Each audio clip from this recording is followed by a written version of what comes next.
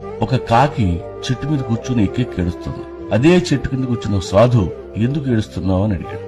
అప్పుడు కాకి చెప్పింది, నేను నల్లగా ఉంటాను, ఎవరు నన్ను పెంచుకోరు, ముద్దు చేయరు, నన్ను ప్రేమించే వాళ్లే లేరు, ఏ ఇంటి మీద వాళ్ళ కర్రతో కొడుతున్నారు, నా మీద నాకే చిరాకు ఇస్తుంది స్వామి, ఈ ప్రపంచంలో అందరూ బాగానే ఉన్నారు, నా జీవితమే ఇలా ఏడ్చింది అని చెప్పి ఏడుస్తుంది.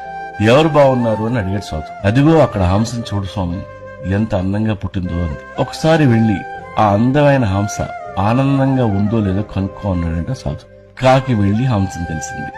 అప్పుడు హంస అన్నది, నాది ఒక అందమైన తెల్ల సున్నం కొట్టి దేవుడు నన్ను ఇక్కడ పడేశాడు, ముగుడు తెచ్చిన ముండలా ఎప్పుడూ ఈ కొలంలోనే తిరుగుతూ బతకాలి, ఆ మఖావం చూడు ఎంత అందంగా పుట్టిందో అని హంస ఏడ్చింది.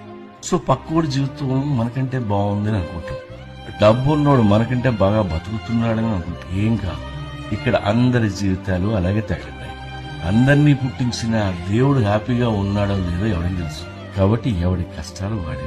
ఆ కాకిలాగా మనల్ని ఎవడో లవ్ చేయకపోతే ఇంకా అదృష్టం, ఇంకా ఆనందంగా బతుకుతాం.